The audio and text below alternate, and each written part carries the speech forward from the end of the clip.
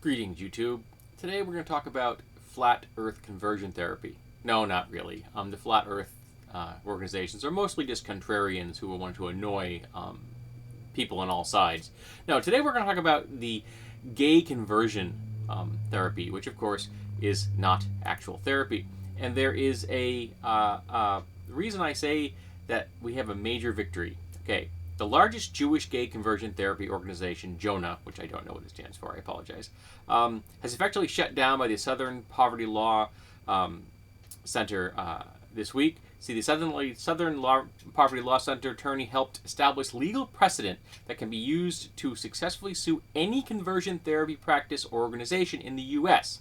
As the judge ruled in the case, and I'm quoting the judge, the theory that homosexuality is a disorder is not novel, but, like the notion that the earth is flat and the sun revolves around it, instead is outdated and refuted.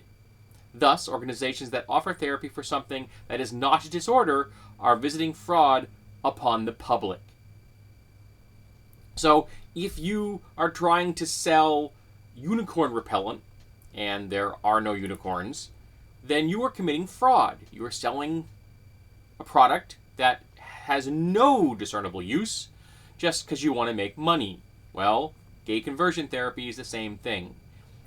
Being gay is not a disorder. Being gay is just the way you are. And it is no more important to who you are, or at least it shouldn't be, than the color of your hair or your eyes.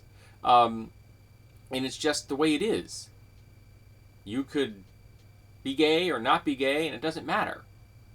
It's how society reacts to this. That's the issue. So maybe we need a society conversion therapy. Maybe we need to get some kind of a therapy program out there to convert all the social conservatives so they would stop trying to impose their particular worldview on everyone else. Wow, wouldn't that be shockingly interesting? If all the social conservatives would suddenly have to take a bitter pill and stop trying to convert the world to their particular view of it. Now, there's no problem if you personally think that being gay is a sin. I'm going to disagree with you, and I think that most people who are not bigots would disagree with you. But if you want to think that, you have every right in the world to think it. Have at it.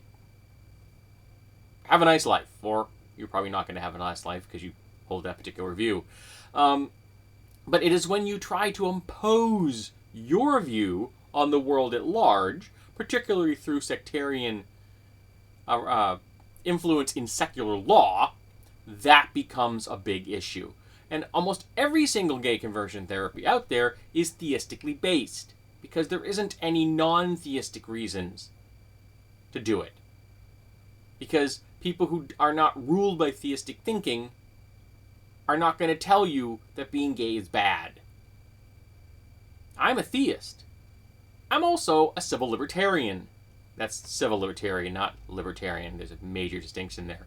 And I'm not going to tell you it's bad to be gay. I'm not going to tell you it's bad to be any kind of sexual orientation. I'm not going to tell you it's bad to be any kind of gender identity. Because it isn't. It's who you are. And so long as you aren't harming other people, I'm just going to go, hey, you do you, if I may use a vernacular of the moment.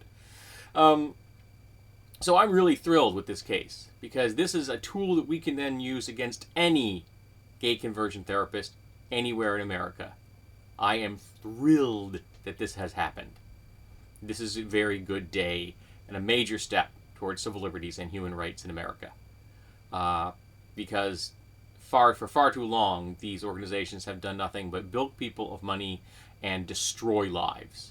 And in some cases, literally destroy lives. These kind of weird therapies have actually cost people lives, and they have pushed people into situations where the only way out they could see was suicide, and they have caused massive harm as far as post-traumatic stress disorder, anxiety, and depression, all in the name of making sure that someone's socially conservative worldviews were imposed upon the LGBTQ community. To always disastrous results. There's never been a good outcome in this, ever. The best that could come out of it is that a gay person or at least a non-straight person has been forced to live a lie. Yeah. Just to make the social conservatives more comfortable. Yeah, I'm gonna try not to swear about that one. So this is great. I'm happy, and I'm hoping that this case can be used time and again, because every single time it's used, every single time it works, it's one more bit of weight in its favor, which means it'll be more easy to use in the future as we just smack these therapy services down one after another until they're all gone. Hopefully, this will also mean that more and more states will outlaw them, because they should be, particularly outlaw them in use against minors, which is even worse than being used on adults. At least adults have the option of walking away. The minors don't, because their parents are often the ones that put them into these places, and frequently these conversion therapies can be like away from home, so they're actually isolated physically from their community at large, which is even more twisted. So, let's hear it for a win for the good guys.